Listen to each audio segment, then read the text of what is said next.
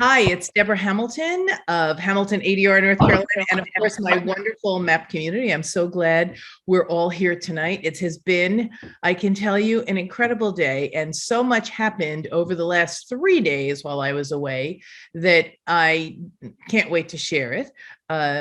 So I'm going to check in with everyone as we do always. So those of you who are new on the listening, because everybody on the call, thank you, is our usual wonderful community members. But those of you who are listening, MAP stands for Making a Plan, Appointing Caregivers, Addressing the Needs of Your Pet, and Publishing. And I have to say, at the beginning of this call, I had a long talk with a veterinarian who I'm doing a program, hopefully doing a program with, if it's accepted, for American Veterinary Medical Association in January and or October, excuse me. Anyway, the program, the veterinarian, said to me, what are you doing? And I said, well, I just got off a call with a judge. We're talking about divorcing with pets on a panel for FDMC, which is the Family and Divorce Mediation Council, October 12th. Judge Matthew Cooper, who was the judge who decided Travis v. Murray, which one of the seminal cases that even addressed the well-being of the pet. He and I are discussing whether or not you should go to court or you should mediate. And you know where I fall, guys, because I am, the consummate, let's have a conversation. So I was talking to the veterinarian about it, and she goes, oh my God, veterinarians never know what to do. They never know who to give the dog to. The people never tell them they're going through a divorce. So that's a huge issue. And so it becomes huge for the veterinarians that people communicate who can pick up their pet, who can't pick up their pet. It's published, right? It's published. The caregivers need to be published. And one of the people we publish them with are veterinarians, because they cannot care for our pets unless their name, the person who is bringing your animal in, their name is on your file. You need to have a piece of paper that says, in case of an emergency, Jan can take care of my pets, Karen can take care of my pet, Susan and Sally can take care of my pets. And the vet needs to know. It's really important.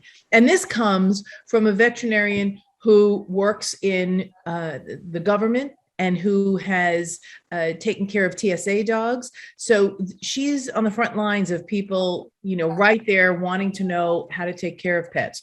So if you're here for the first time, recognize that the MAP plan is something you need to do for your pet, whether you're dead or alive.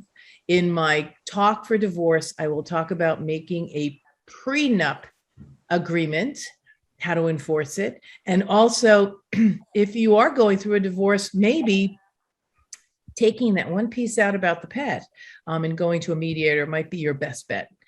So tonight I'm going to check in with everybody. I know that Sally is hearing us as if we are scuba diving.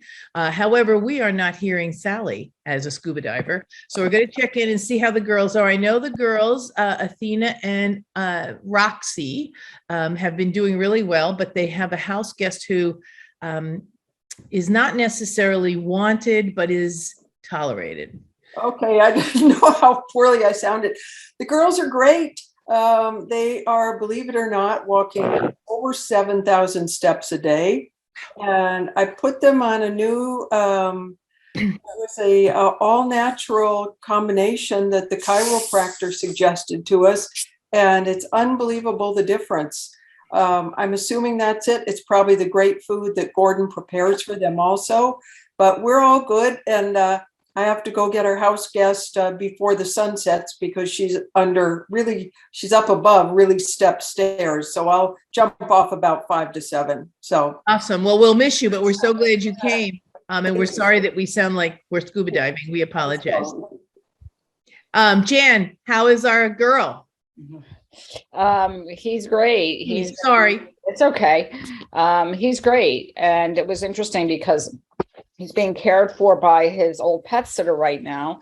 And she has a baby, and a new baby. And so I wasn't quite sure how he was going to take to an infant, a newborn, basically, because he's never been around babies at all. But I figured if it was going to work, it was going to work with her, because and she said he was great. He went over, sniffed the baby twice, and then it was kind of like, okay, I've done that. you know. I know it. It's here. It's here. Exactly. Where's my dinner? Where's my dinner? Exactly. So yeah, so he was great. So he's really good. Good. Wonderful. Well, I guess you're traveling, so travel safely.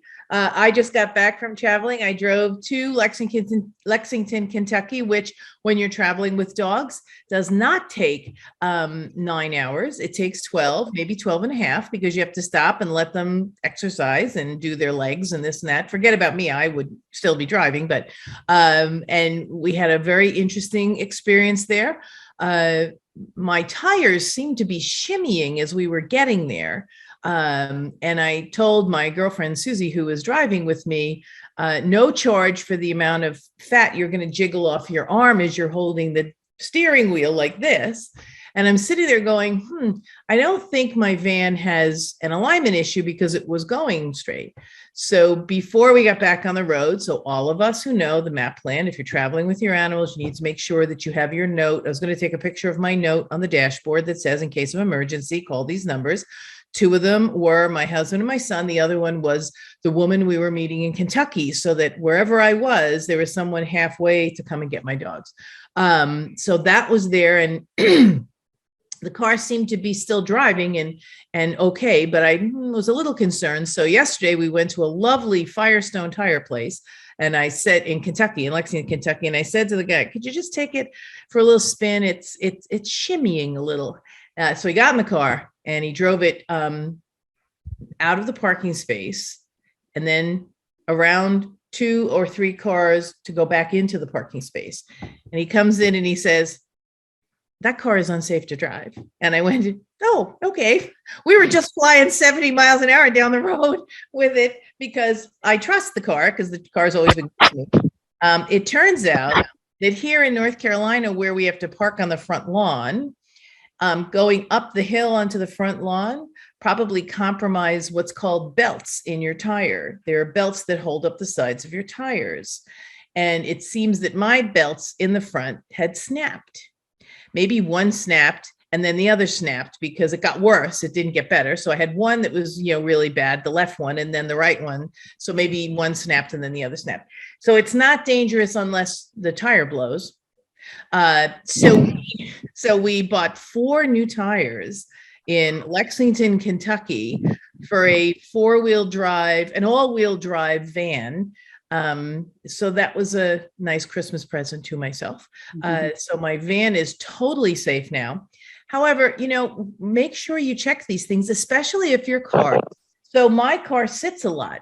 My van doesn't move a lot. It used to move a lot when I went to dog shows every weekend, but now it doesn't move so much. And if you are taking it on difficult terrain, which my front lawn is difficult terrain because it's a hill that you have to go up. So you might hit it.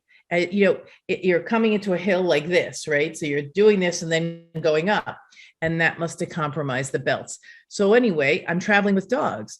There is no way that you can really have, God forbid, a blowout with a dog. It happens. And that's, my dogs were in crates. So God forbid something happened. I gave them their best chance to survive whatever might happen. But we were sitting there thinking, we can't really get on the road at dark 30 this morning with those tires. So we met Corey at Firestone, and Corey has pit bulls, and he loved the Irish setters. And he was very funny because he said, I'll get you out of here in half an hour. And sure to his word, he did. We got there at 3. We're out of there at 4:30 because he got to our car at about 3:45, and he got us out at 4:30. Fabulous. But make sure when you are traveling that you know places to go, you check places out. And if you have any inkling about your car, either before you start, in the middle of your trip, if you think it's safe to continue to your destination, great. If you don't, thank God for the internet. You can really find places to just check things out while you're on the road, because it's better now than it was going to a hotel with a dog. However, you really don't want to be stranded on the middle of a highway with dogs in the car. Just not something you want to do.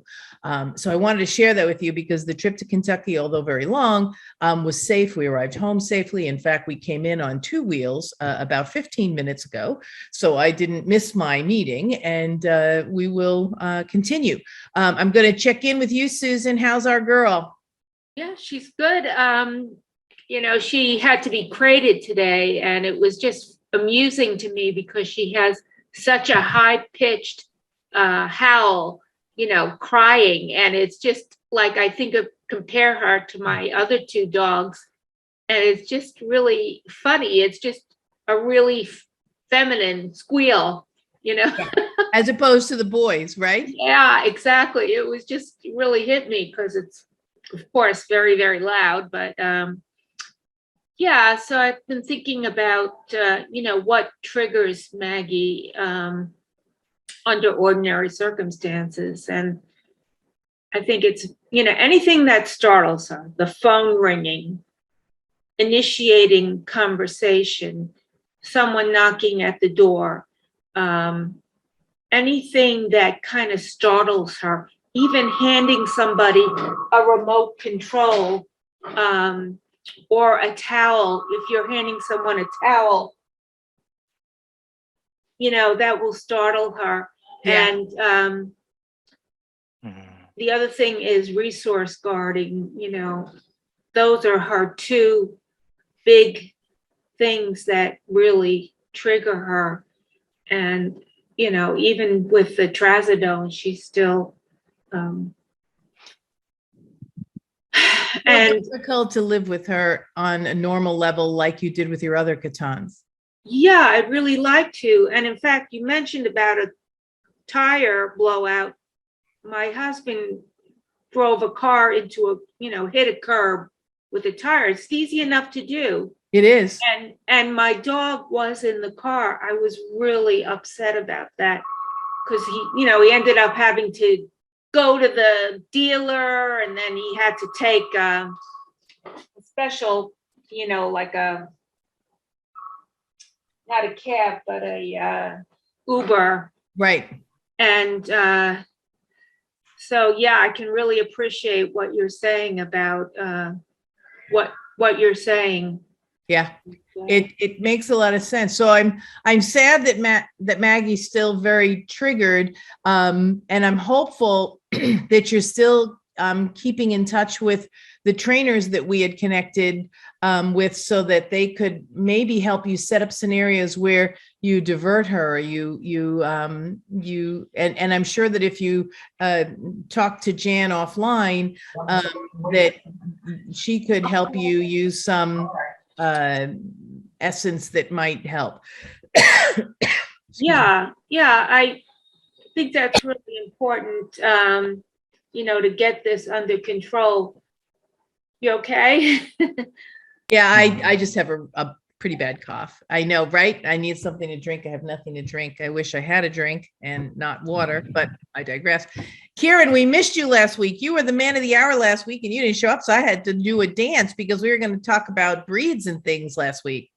Oh dear, I'll never be forgiven. Sorry. Never. How are you doing? Not too bad. I'm going to tell you a little story in a moment, but I would say to Susan, it's inch by inch when you have a dog like that. And I said the two keys to it are you have to be totally patient with yourself and no more than 20 minutes at any effort. After that, especially dogs that are anxious, it's way too much input for them. So it's a long, tough one, and I think the biggest mistake a lot of owners make is that they think, oh, I can bring this dog to a certain point with a bit of training. The reality is that's never going to happen. If the dog wasn't socialized or didn't have the right care in the first few weeks, there's no possibility of, we say, in human terms, normality ever happening.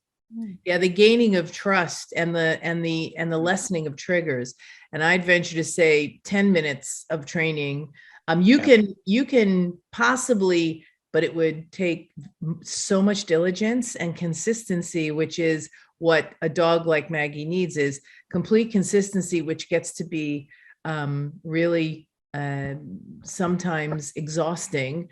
because it has to be, say, 10 minutes in the morning and 10 minutes in the afternoon. And you have somebody call your phone so that you can distract her when the phone rings and she gets triggered. Or you can hand a towel back and forth and distract her while you're handing the towel back and forth. Just repetitive things. And then distract her so she doesn't do it, because they say that dogs that rush the door when the doorbell, and jump in, anyone, dogs that rush the door when the doorbell rings, you have people come over and ring the doorbell maybe 5 times, not like a dozen times. And you sit the dog down, you give them a treat when they don't get crazy, you quiet them. And then when they're not crazy, you give them a treat. And it takes 2 weeks. I kid you not, 2 to 3 weeks for a dog to learn to change a behavior. So doing it twice a day for 2 to 3 weeks, it seems like a really long time, but then you'll see little by little the changes that come about, because you're desensitizing them to the towel being passed. Because if your son and your husband pass the towel and she reacts, you distract her. Or if you and your husband pass the towel and your son can distract her and give her a treat or something, or give her a ball that she likes or something, that might help. Because what we have to do is we have to rewire that reaction. And I don't know how everybody else feels. I mean, that's been my experience. If I have a dog who's reactive, I absolutely have to donate, twice a day for 10 minutes, for 3 or 4 weeks. If it works in 2, great. But I always say it's 3 or 4. You will see change in 2 weeks. You will see lessening of the triggering in 2 weeks, but then you have to keep it up. I don't know what everybody thinks. Any takers? Well, actually, with Jill, our house guest, she almost takes my fingers off every time there's a treat. And she's been with us about 17 days, I think. And now I make her wait. And she waits. I mean, she keeps encroaching on the air. I go, wait, and she'll back up. So it's been 2 weeks, and I set it on the floor. I don't like my fingers being bit, but yeah, she's learning. It's like, you don't get that treat. And I put my hand over it if she tries to get it earlier, but no, you don't get that treat unless you wait. So it's working. And to me, even when they do get that, even after years, when they still, push the envelope, because I let Tonka knows that he doesn't get food unless he lies down and waits, and he'll push it. And I'll be like, buddy, you know what to do. I thought you weren't paying attention, Mom. Mom, exactly. I thought after all these years, by now I could just ignore that thing. Yeah. Right, exactly. Good dogs like cross the line.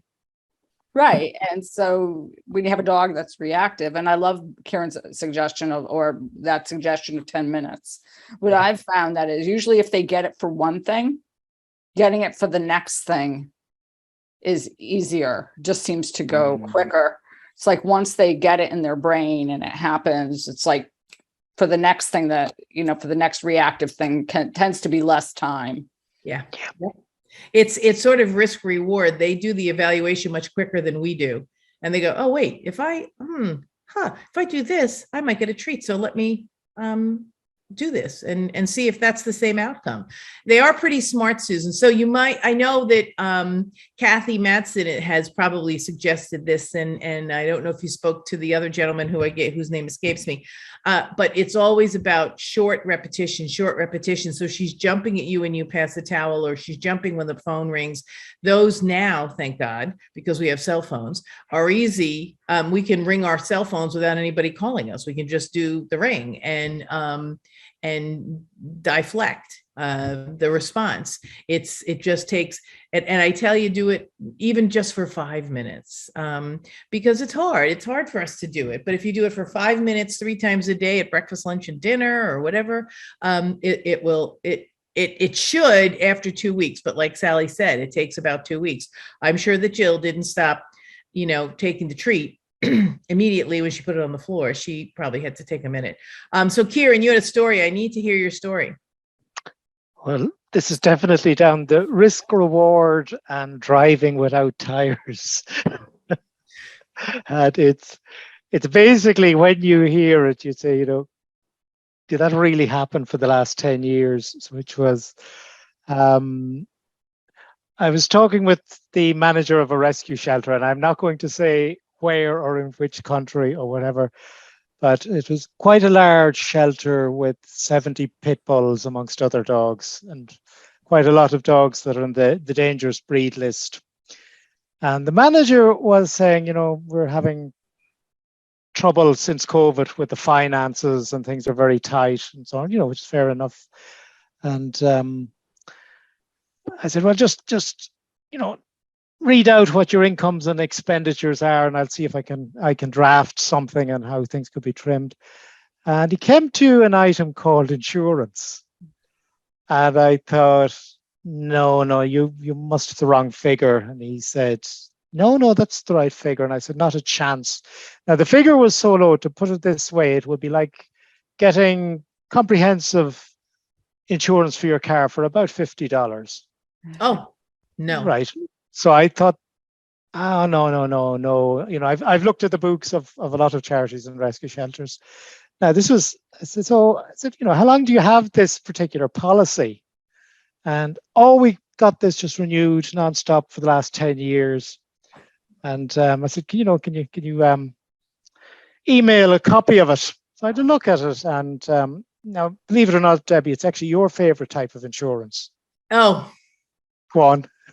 Legal defense insurance. great. Yeah. Limited to legal fees of, I'd say, less than $10,000. Oh, Which would be probably about 20 minutes work for most lawyers. But well, hopefully at least 3 hours. Let's hope 3 hours. Okay. $3,000 an hour. I'm much less than that, so it would cover me for a long time. Okay. So, but beyond that, there was no insurance cover at all. Wow. No liability insurance, no accident insurance, no workers' comp insurance, and none of that? None of that. And people, of course, volunteer, right? Mm-hmm. Maybe they sign a waiver. No, this went on for this. No, he was convinced the shelter was completely covered. Oh, yeah. And it's just. So he didn't have any waivers signed. No, I didn't realize. Sign your rights away. A good lawyer can probably undo those, but at least have a waiver that says if you get hurt on the job because you're a volunteer, you can't sue us. But that usually doesn't work. But people do it anyway. Mm-hmm. But so for 10 years was covered. Oh my God! So it's just pure luck that there wasn't a serious accident there the last 10 years. Yeah, a dog bite or anything, but. It's sort of weird, you think that there's some certainties, I'll put it that way. And then suddenly you discover an area where, wow, everybody got this wrong year after year after year. Yeah. Well, that's what I'm thinking. That's what I'm thinking, Kieran. There wasn't any sort of like audit or inspection where the inspector didn't catch that.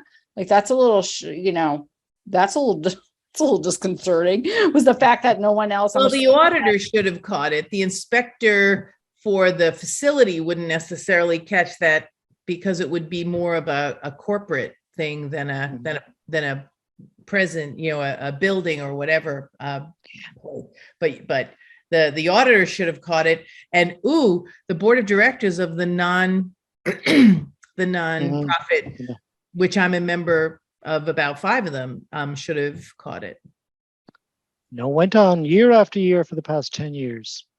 Until Kieran walked up and said, oh, by the way. That looks too good to be true. And so did you check out what their new insurance might be? Well, I'm not licensed to operate in that countries, but I did give them a volunteers information, report. Not advice. Exactly, I give a volunteers report, outlining the fact that they had to act immediately, no matter what, and cancel any visit from anybody, unless it's the insurance broker. And then make sure all the dogs are put away. But I think they have a very good case of requesting all the fees for the past 10 years to be returned. Yes. That's what I will be arguing. So Yes, because they were under the impression of A and they were covered for B. And yes, they do have a due diligence duty to read B, right? And that's fine, but this isn't their magnificence, as one would say. So maybe they'll get their fees back, or, you know, hopefully no one has been hurt. And then we will just start going forward with the, you know, $10,000 a year policy or $1,000 a year policy or whatever it is. They should probably be able to get something for, I think ours is like 2,500 for $1 million liability and casualty for the Irish Setter Club of America. And that's not a 501c3. It's more of a club kind of thing. But here in the United States, it probably runs about $2,500 to get $1 million worth of coverage. In fact, it's funny you should ask, because we're trying to get a hotel in Kentucky, which was why I was there. And the hotel asked for our insurance again, even though we gave them a copy of our insurance before. So it is very important that you keep it in check, especially if you have people visiting your business. I have insurance here for trip and fall and everything else. No one visits me because all my things are on Zoom.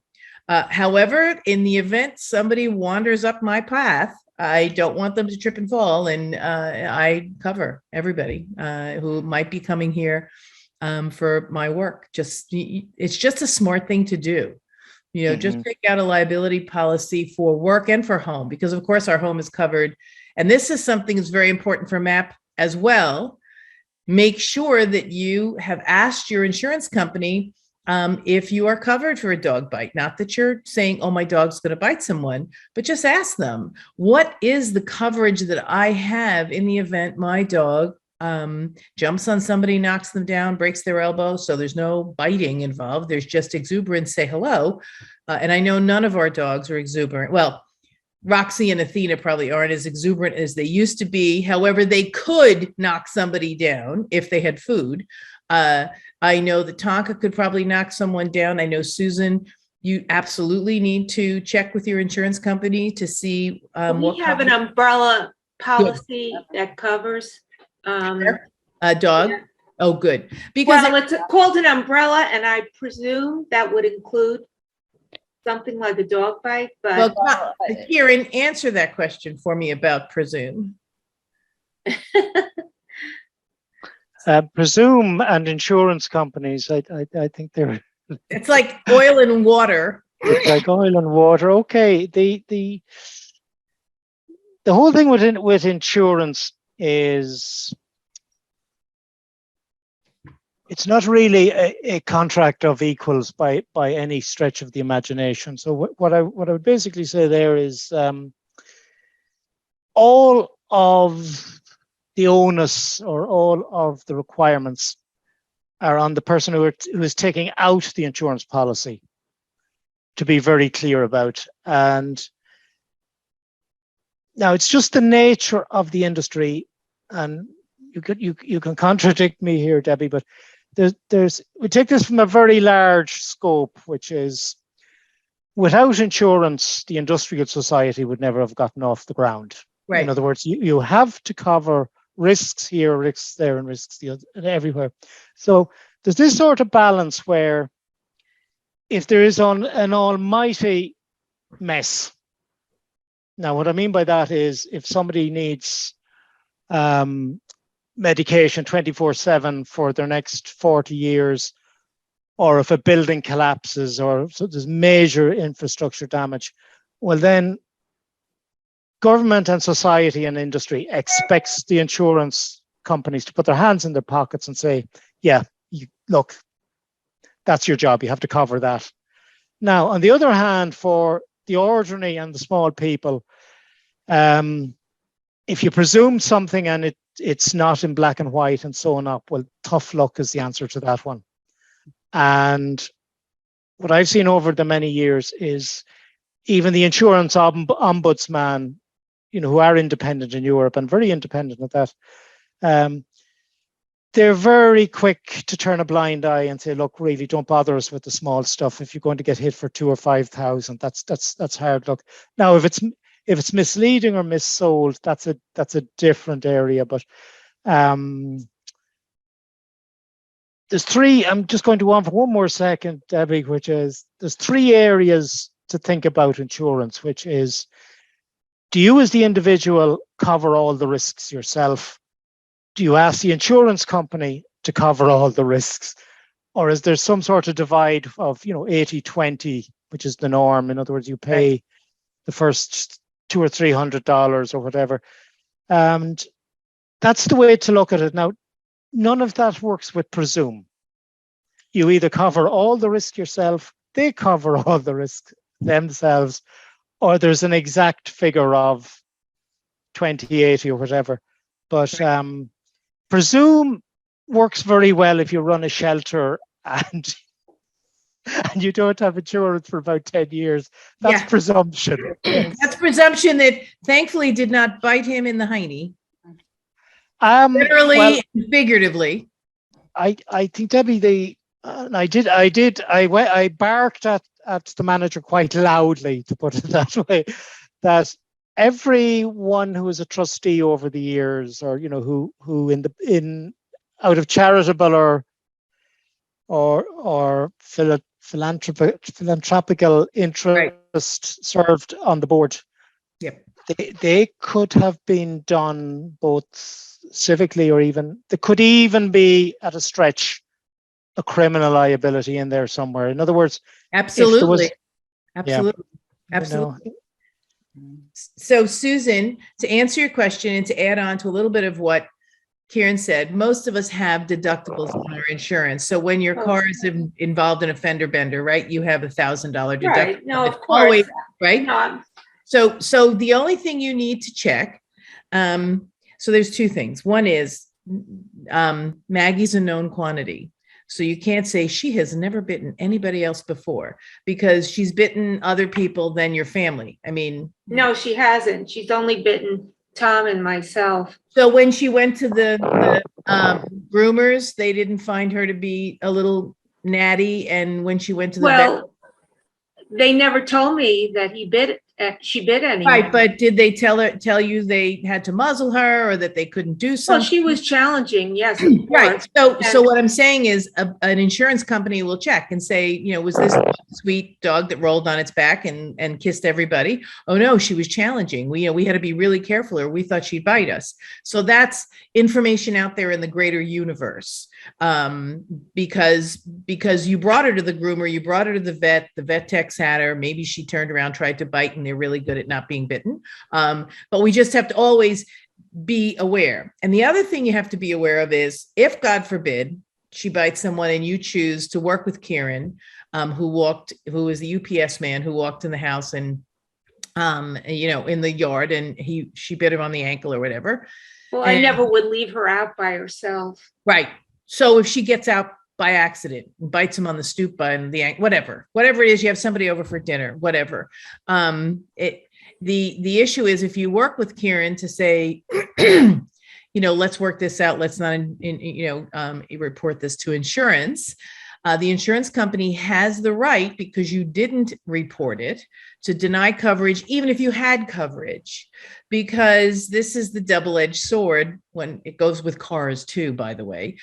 If you have a fender bender and you decide, let's go take it off and not raise each other's insurance, right? And the other guy says, yeah, absolutely, here's my number, here's everything, take it, and I'll pay for the car to be fixed. And then says, no, I'm not going to pay for the car to be fixed, and 2 or 3 weeks have gone by.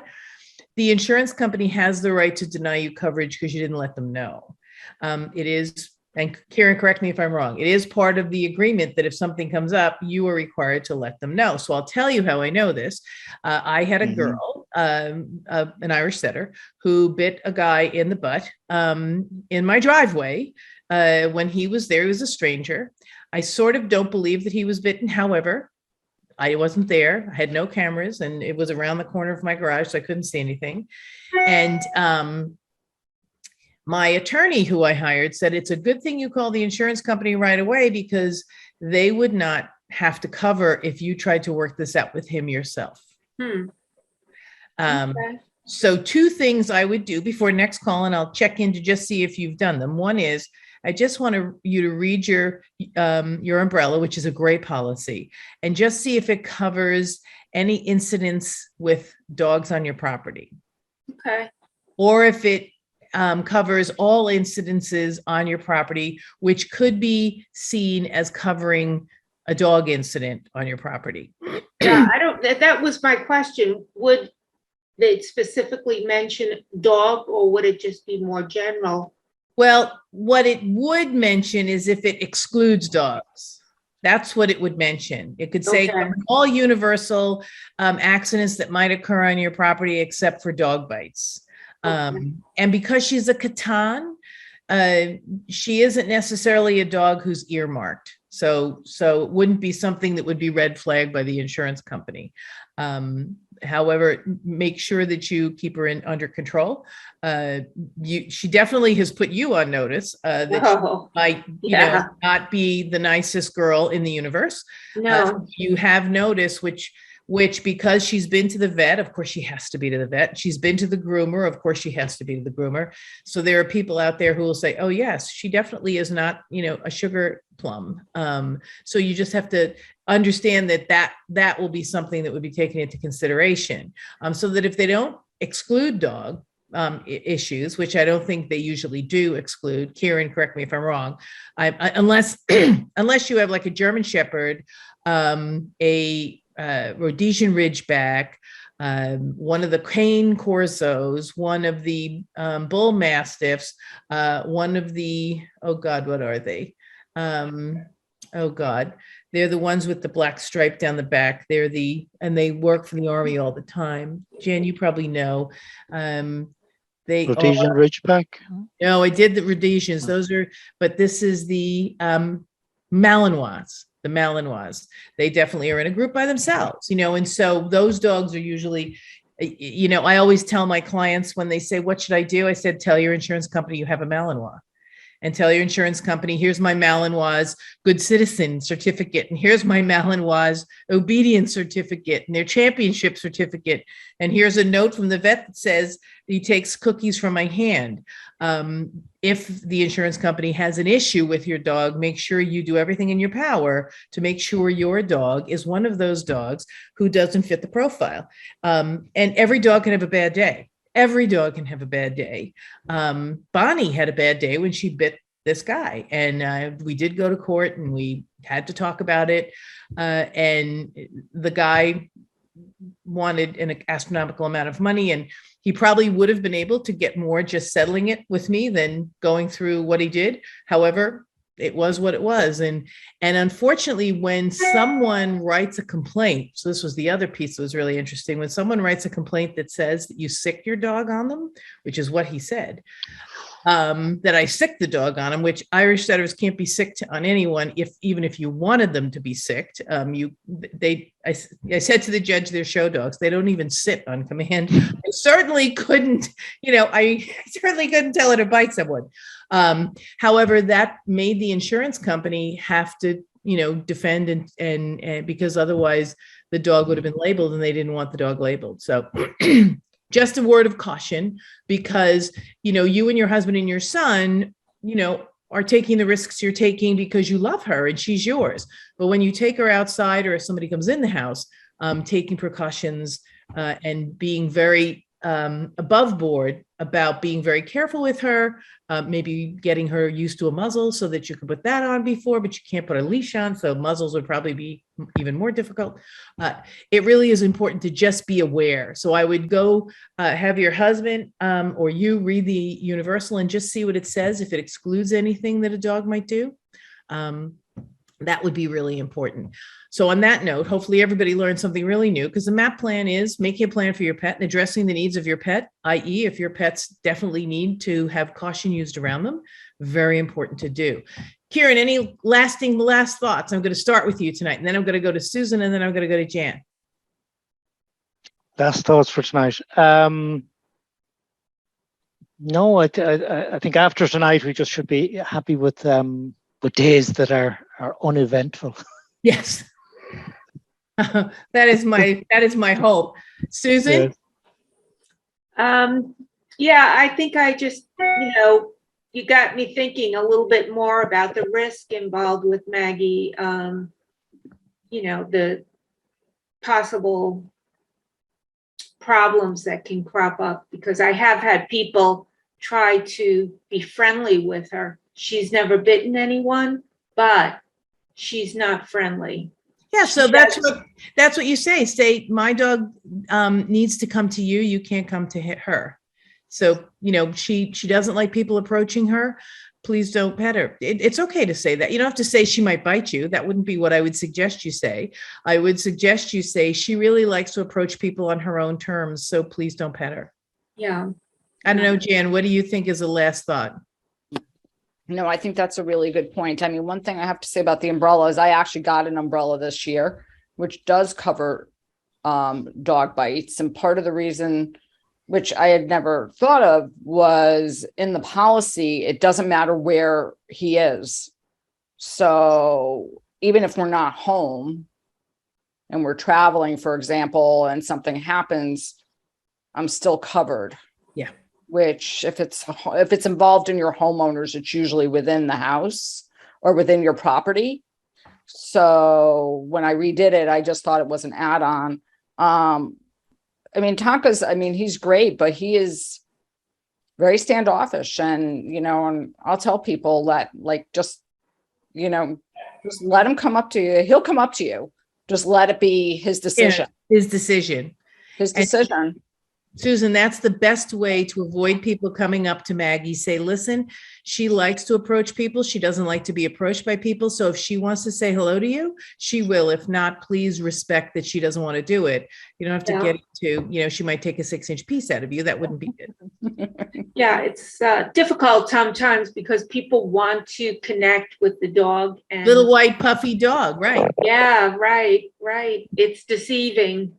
I know. Just say, she has a personality all her own, and she likes to meet people on her own, period. Yeah. And you might not be somebody she wants to meet. I have to tell you, as my closing thought, I don't think any dog, even the sweetest dog in the universe, is 100% bomb-proof, because they might not feel well. Somebody might give off a smell they don't like. Who knows what smell that might be? Someone might have an emotion that they're reacting to. So you really need to always respect the space your pet is in, and don't necessarily think that. I always love when people ask me, can I pet your dog? And if you are walking up to someone, always ask them, can I pet your dog? Because many of the incidences that occur with dogs will not occur if people just took that minute to say, Susan, can I pet your dog? And Susan will say, she really doesn't like to be approached by people. So it probably would be better not to, period. Keep walking. Yeah. No other explanation needed. My Lars would never bite anybody under. I know you've been spoiled. You've been spoiled. Well, I wouldn't say Lars wouldn't bite anybody at any time, because I don't think that Junie would or Atticus would. However, that's a long time. And that's a big space to say they would never bite ever. You never know. So always take precaution to protect your dog first. That's my biggest rule. Yes, Kieran, I know you're laughing because yes, that's true. No, it reminds me of a cartoon that was very popular many years ago called The Pink Panther. Yep. And it was the detective Crusoe, I think was his name. And he walks into a hotel and there's a chihuahua barking away. And the inspector says to the receptionist, does your dog bite? And the receptionist says, no, my dog doesn't bite. So Crusoe pets the dog and the dog rips his hand apart. And Crusoe says, I thought you said your dog doesn't bite. And the receptionist says, yes, but that's not my dog. And that is a perfect light note to end tonight on. Thank you so much for coming, everyone. I love you all. Take very good care of your pets. Take care of Tonka. Take care of Maggie and Athena and Roxy. Sally had to leave early. And until next week, please kiss your pets for me. Make sure you have your MAAP plan. Make sure you have your note up on your refrigerator with the telephone numbers that people can call. And remember that making a plan for your pet and navigating that journey is the one most important thing you can do for your pet. So until next time, this is Deborah Hamilton, EDR, North Carolina. Have a great week.